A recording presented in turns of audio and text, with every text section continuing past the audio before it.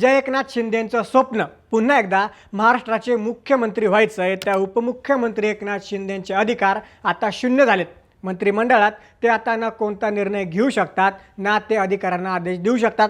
आणि समज त्यांनी कोणते निर्णय घेतलेच आणि अधिकाऱ्यांना आदेश दिलेच तर ते आदेश आणि निर्णय अंतिमच राहतील याची कोणतीही गॅरंटी राहिलेली नाही।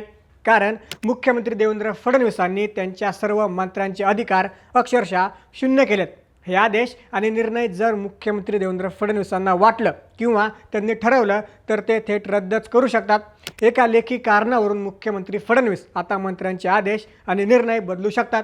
एवढंच नाही तर एखादा मंत्रिमंडळातील निर्णय लवकर घ्यायचा असेल आणि त्यासाठी मंत्रिमंडळाची आवश्यकता भासते, पण आता ते सुद्धा करायची गरज लागणार आहे। म्हणजे एकनाथ शिंदेंच्या शिवसेनेच्या मंत्र्याकडे एखादं खातं आहे आणि त्या खात्याचा निर्णय फडणवीसांना घ्यायचा आहे तर त्यांना आता त्या मंत्र्याच्या परवानगीची आवश्यकता भासणार नाही। आता देवेंद्र फडणवीस एकनाथ शिंदेंच्या नगरविकास खात्याचे निर्णय स्वतः घेऊ शकतात। याचं कारण आहे त्यांनीच घेतलेला एक निर्णय। मागच्या मंगळवारी राज्य सरकारनं एक निर्णय घेतला। या निर्णयानुसार कोणत्याही मंत्र्याने घेतलेला निर्णय बदलण्याचा अधिकार मुख्यमंत्री देवेंद्र फडणवीस यांना देण्यात आला आहे। यासाठी राज्य सरकारने थेट 1975च्या सालातील नियमांमध्ये बदल केलेत।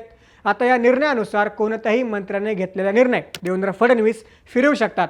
आता या निर्णयाचा सर्वाधिक फटका एकनाथ शिंदेंना बसणार आहे, कारण शिंदेंना मुख्यमंत्री व्हायचं आहे ही त्यांची मनीषा कधीच लपून राहिलेली नाही। शिंदे आजही फडणवीसांच्या समांतरच राज्यात सत्ता चालवण्याचा प्रयत्न करतात, पण आता त्यांनी घेतलेले निर्णय फडणवीस सहजरित्या बदलू शकतात।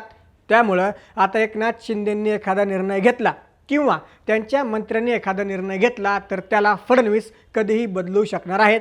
नक्की कोणता आहे हा निर्णय, याने एकनाथ शिंदे कसे हतबल होणार आहेत, आता फडणवीसांना नक्की कोणते अधिकार मिळालेत जाणून घेऊया या व्हिडिओच्या माध्यमातून। नमस्कार, मी महेश नाकाडे आणि तुम्ही पाहताय थोडक्यात। 2024च्या विधानसभा निवडणुकीतील ऐतिहासिक विजयानंतर महायुतीची सत्ता आली आणि राज्यात सत्ता समीकरणं पूर्णपणे बदलली। देवेंद्र फडणवीस मुख्यमंत्रीपदी विराजमान झाले। एकनाथ शिंदेंना मात्र मुख्यमंत्री पदावरून पायउतार होत उपमुख्यमंत्री पदावर समाधान मानावं लागलं। पण सत्ता स्थापनेच्या पहिल्या दिवसापासूनच फडणवीस आणि शिंदे यांच्यात पडद्यामागे एक बेकार पॉवर टशन सुरू असल्याचं सातत्यानं पाहायला मिळालं आहे। शिंदे जरी उपमुख्यमंत्री असले तरी ते पूर्वीप्रमाणेच समांतर सत्ता केंद्र चालवण्याचा प्रयत्न करत असल्याच्या चर्चा नेहमीच रंगत असतात।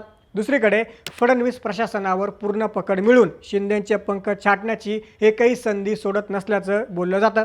आता राज्य सरकारनं प्रशासकीय नियमावलीत केलेल्या बदलांमुळे ही पॉवर टशन थेट कागदावर आणि अधिकृत नियमांमध्ये उतरल्याचं स्पष्ट दिसतंय। राज्य सरकारनं मंगळवारी प्रशासकीय कामकाजासंदर्भात नवी नियमावली लागू केली। महाराष्ट्र शासन कार्यव्यवहार नियम 2024 अधिसूचित केला आहे।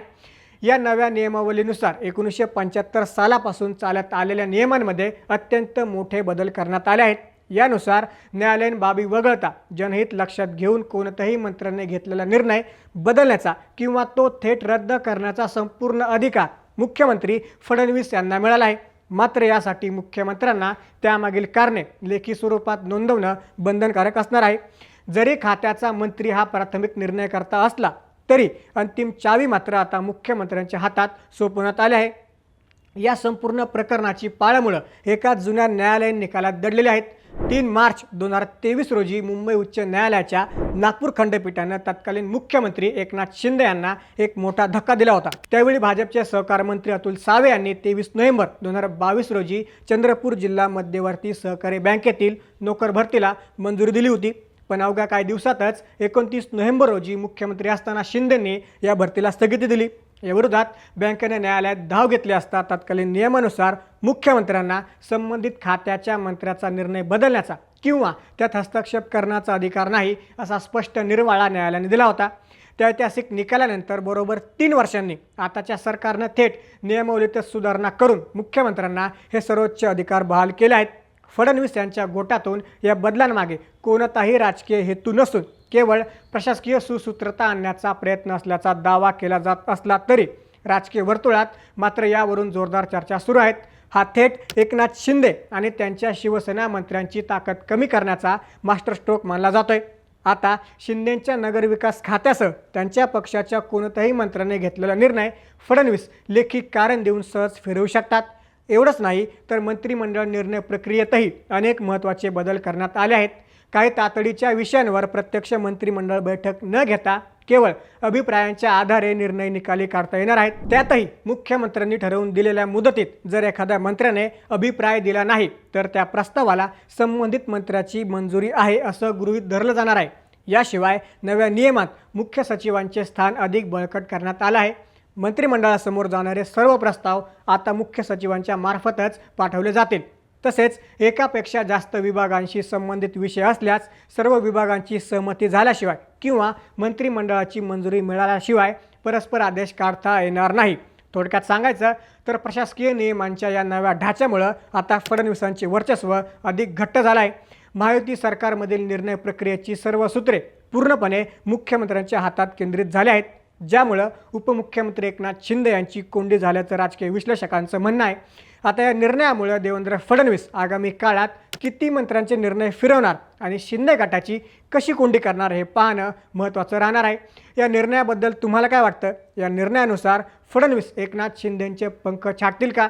आम्हाला कमेंट्समध्ये नक्की सांगा. अशाच राजकीय घडामोडींसाठी थोडक्यातला नक्की सबस्क्राईब करा.